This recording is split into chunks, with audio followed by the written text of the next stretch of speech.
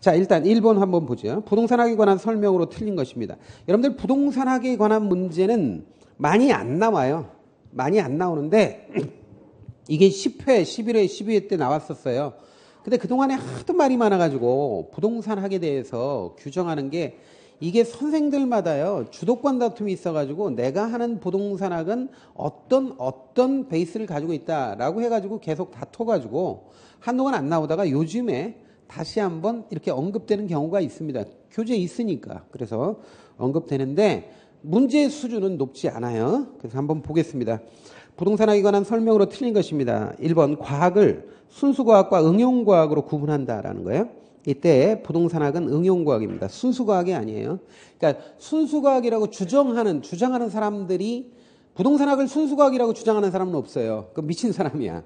부동산학은 순수과학이 될 수가 없어. 지금 임대주택을 몇만 원을 지어야 된다. 시장에 수요가 너무 과수요가 많으니까 세금으로 때려가지고 투기수요를 잡아야 된다. 이게 어떻게 순수과학입니까? 이거는 현실적으로 이거는 그런 부동산학을 이용해가지고 현실의 어떤 부동산 문제를 해결하기 위한 거니까 응용과학이죠.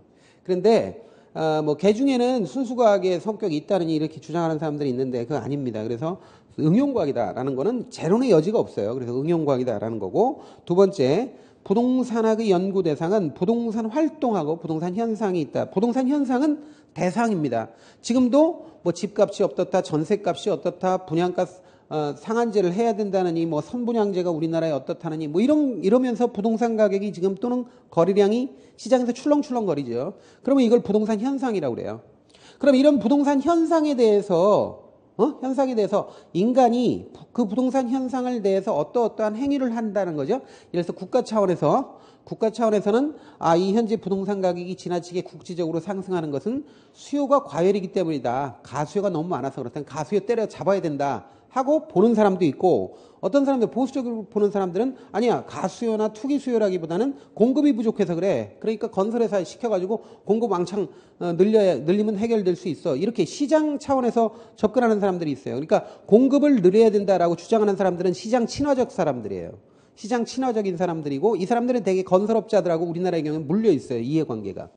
그런데 되게 건설보다는 지금 충분히 어느 정도까지는 공급이 다 됐다. 주택 보급률이 벌써 105%가 넘었다. 그런데 왜 국지적으로 이렇게 가격이 오르느냐? 이거 전부 다 가수요 때문에 그렇다. 다주택자들이 집을 너무 많이 가지고 있어서 그런다.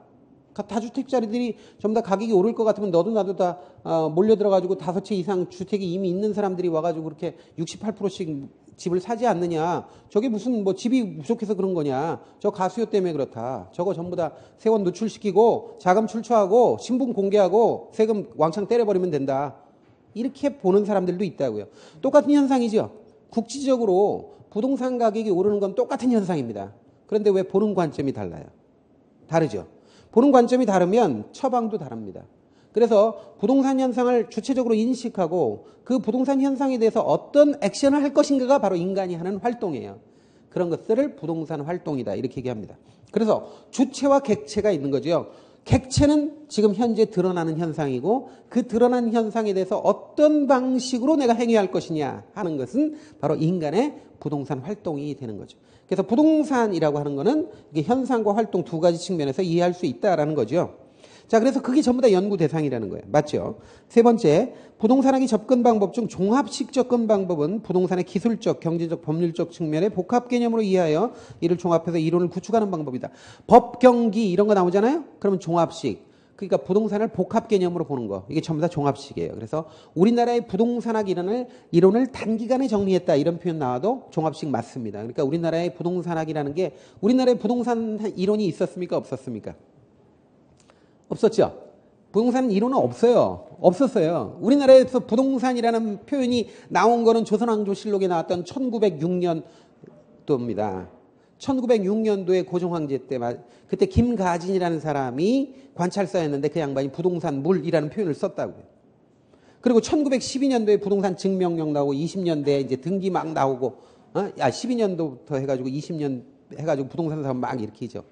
그래서 그런 방식에서 이렇게 나오는 거고, 부동산이라는 건 우리나라는 토지, 가옥 이런 말은 있어요.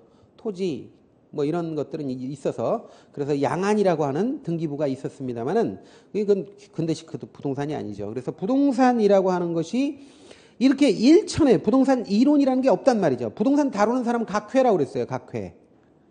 그 부동산 중개업자를 일종의 각회라고 그랬습니다. 이 각회가 독립된 직업인이라고 보기도 어렵습니다. 왜냐하면 당시에 객주 거간, 거간들이 있었는데 거간 중에 특별히 가옥이나 토지를 다뤘을 때 각회라고 그랬던 거고요. 각회는 굉장히 천한 직업으로 알았습니다. 그래서 각회라고 하는 거는 양반 출신인데 각회를 했다. 그래서 공장을 30대를 때렸다는 기록이 나와요. 옛날에 기록에 보면. 그래서 이런 것들 때문에 우리나라는 전통적으로 부동산 이론이 거의 없어요. 없는데 그 현대식 부동산 이론이 사실 70년대에 들어와서 단기간에 80년대 초반까지 정리가 된 게 종합식 접근 방법으로 했다 그런 얘기입니다. 그래서 우리나라 부동산학 이론을 단기간에 정리하는데 가장 기여한 이론 하면 종합식 접근 방법 이렇게 알아놔야 됩니다. 네 번째 보죠. 부동산은 다양한 학문과 연계되어 있다는 점에서 종합학문입니다. 짬뽕이라는 겁니다. 부동산은 순수 학문도 아니고요. 단일 학문도 아니에요. 순수 학문이 아닌 응용과학, 응용학문이고 단일 과학이 아니라 종합과학. 그러니까 여러 가지가 섞여 있다 그런 얘기죠. 다섯 번째, 부동산학의 일반 원칙으로서 안전성 원칙은 여러분들 일반 원칙이 이렇게 해가지고 능률성, 안전성, 경제성 이런 거 얘기합니다. 근데 그거 너무 신경 쓸 필요 없어요. 너무 외우려고 덤빌 필요도 없습니다. 우리가 이런 문제는 조리 있게 생각해 보면 돼요. 거래라든지 아니면 인간이 부동산 활동을 하는데 안전해야 되겠죠.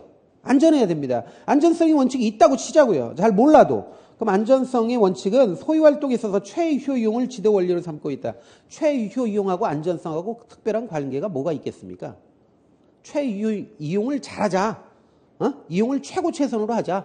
돈 제일 많이 받는 방식으로 합법적, 합리적으로 이렇게 해가지고 이용하자. 이런 얘기 아니에요? 근데 그건 안전성이 아니라 능률성 같은 거죠. 그래서 우리가 일반 원칙으로서 안전성의 원칙은 거래 활동의 안전성을 특별히 강조할 때 쓰는 거고요. 이렇게 최효 이용 같은 것들을 이용할 때는 능률성을 이야기하는 겁니다. 그래서 5번이 틀렸습니다.